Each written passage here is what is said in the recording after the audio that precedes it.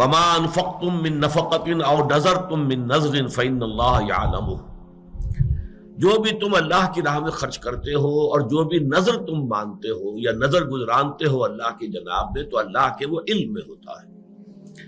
نظر کے بارے میں نے عرض کیا تھا کہ قرآن مجید میں اگرچہ یہ بات تو ہمیں معلوم ہوتی ہے کہ اگر نظر مانی جائے، منت مانی جائے، تو پھر اس کا پورا کرنا ضروری ہے۔ یوفون بالنذر ویخافون یوما کان شرہ مستطیرا، سورۃ الدہر میں بھی آیت آئی ہے، نظر کے پورا کرنے والے جو ہیں ان کی وہاں کی گئی۔ البتہ میں نے عرض کیا تھا کہ جہاں تک نظر کا اصلاً معاملہ ہے تو میری طبیعت کچھ اس کو قبول نہیں کرتی، مناسبت نہیں ہے میری طبیعت کو کہ اللہ کے ساتھ اس طرح کا معاملہ کیا جائے کہ اللہ اگر یہ میرا کام تو کر دے تو پھر میں تیرے لیے اتنی خیرات کروں، اتنی نفل پڑھوں گا یا اتنی عبادت کروں گا۔ اس طرح کی سودے بازی اللہ تعالیٰ کے ساتھ کرنا کچھ اچھا نہیں لگتا۔ اس پر سوال بھی آیا تھا، میں نے پھر عرض کیا تھا کہ میرے پاس دلیل کوئی نہیں ہے، لیکن میں تو صرف اپنا جو بھی ایک احساس ہے وہ میں نے آپ کے سامنے رکھ دیا ہے، لیکن میں اس کی حرمت کا کوئی اعلان نہیں کر رہا کہ نظر ماننا حرام ہے یا غلط ہے یا مکروہ تحریمی ہے، نہیں، لیکن یہ کہ بس میری طبیعت اسے قبول نہیں کرتی۔ اس اجتماع میں جو حضرات موجود تھے ان میں سے ہمارے ایک عزیز نے پھر مجھے حدیث نبوی جو ہے وہ پہنچا دی، جس سے کہ میرے اس خیال اور احساس کی پوری تائید ہو گئی۔ یہ حدیث قدسی ہے، یہ میں اب آپ کو پڑھ کر سنا رہا ہوں۔ یہ حدیث قدسی جو ہے احمد ابن حنبل رحمہ اللہ کے مسند میں موجود ہے،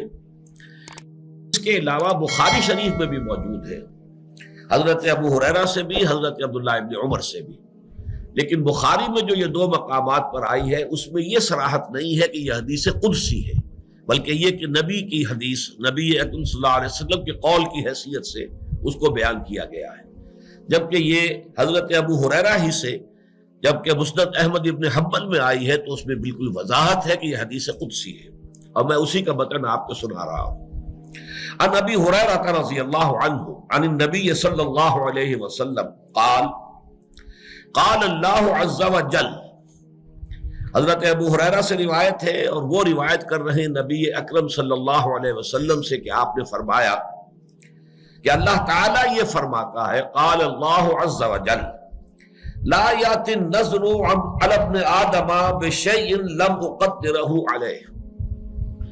نظر ماننے کی وجہ سے ابن آدم کو کوئی ایسی شے نہیں ملتی جو میں نے پہلے سے اس کے لیے مقدر نہ کر دی ہو۔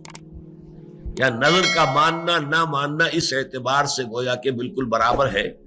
اللہ تعالیٰ نے جو بات پہلے سے طے کی ہوئی ہے اس نظر کی وجہ سے اس پہ کوئی تبدیلی نہیں ہوگی۔ فرمایا قال اللہ عز وجل لا یاتی النظر علی ابن آدم بشیء لم اقدرہ علیہ ولکنہ شیء استخرج بہ من البخیل یؤتینی علیہ ما لا یؤتینی علی البخل، لیکن یہ ایک ایسی شکل ہے نظر کی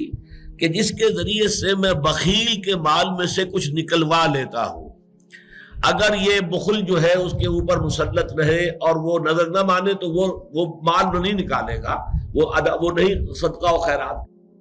نظر کے حوالے سے کم یہ کہ کچھ غرباء کا، کسی مساکین کا کوئی فائدہ ہو جاتا ہے، بھئی یہ فائدہ ہے، باقی جہاں تک میری تقدیر ہے، میرا فیصلہ ہے، وہ اپنی جگہ پر قرار رہتا ہے۔ تو اس سے بہرحال میرا احساس تھا، اور اس پر میں نے اللہ کا شکر ادا کیا کہ وہ احساس جو ہے وہ بہرحال بنا تو قرآن اور سنت کے مطالعے سے ہے، مجموعی مطالعے سے جو ایک ذہن اور مزاج بنا ہے،